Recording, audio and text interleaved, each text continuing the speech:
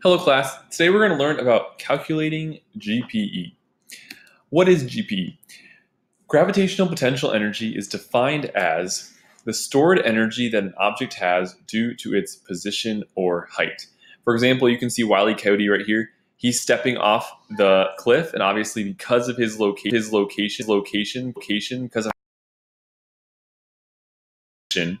he has potential to fall, right? So gravitational potential energy all has to do with having that potential to be pulled by gravity.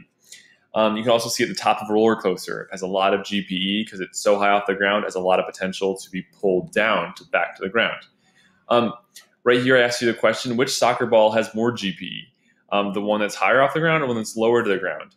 Well, because GPE is energy stored in an object due to its height, if it has a higher height, it's going to have more GPE. You learn that in your lab. So what factors contribute to the size of GPE? And then once again, this is all based on your GPE lab experiment you've already done. First off, we discovered that if something has a greater mass, it's going to have more GPE. If something has more height, it's also going to have more GPE. With mass, we could say the difference between having a heavy golf ball and having a light golf ball. If it's a heavier ball, it has more energy, and gravity is trying to pull it down even more, right? If it's higher off the ground, it has more GPE. Also, if it has more gravity, it has more GPE, which is kind of a weird question. How can you make something have more gravity? Think about it a second. What could you do to make an object have more gravity? And it's kind of a trick question because the answer is you'd have to go to another planet, okay? So for example, on Jupiter, the gravity value is 26 meters per second squared. Jupiter is a very big planet, which means gravity is really strong. Whereas on Earth, the gravity is measured at 9.8 meters per second squared. That's the acceleration due to gravity specifically. Where on the moon, it's 1.6 meters per second squared. In other words, on Jupiter, if you're, let's say, a meter off the ground, you're going to have a lot more GPE than if you're on the moon, right? Because you only have, gravity just isn't as strong on the moon. So what we're going to do today, guys, is we're going to quantify GPE. This is a big part of our unit on energy, is learning how to quantify things.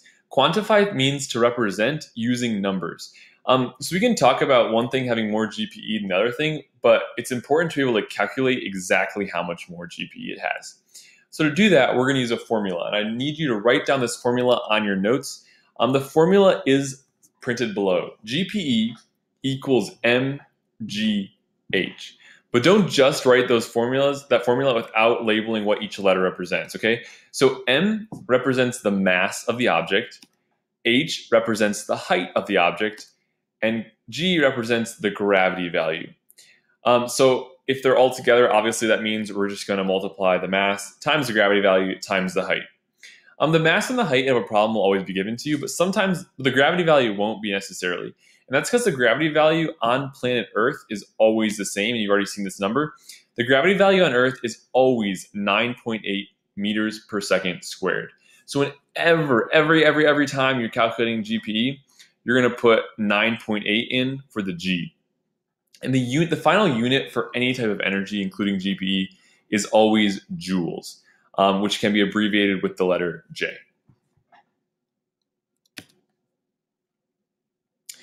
So we're going to do a practice problem, guys. I'm not going to be writing on the screen. I'm going to have it animated coming up, but please write along with me so that you can make sure you understand how to do this. So let's read the problem together. The Wi-Fi on LaShawn's iPad is not working.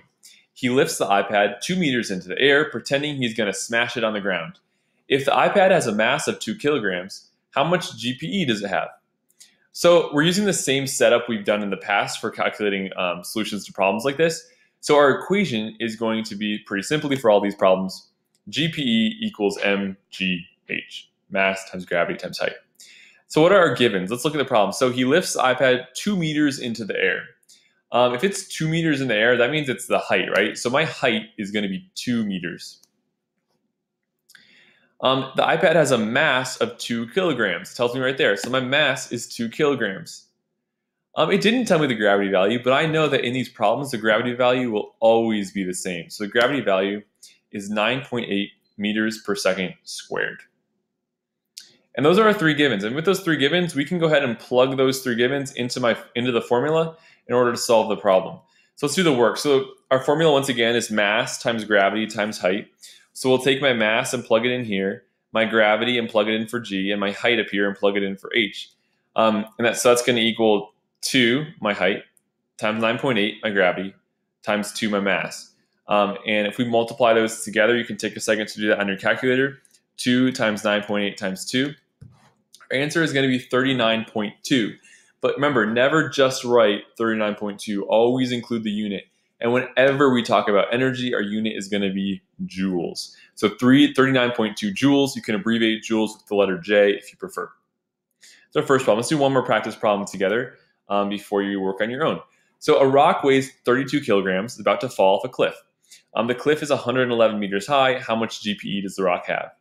First off, let's look at the equation. The equation is always the same.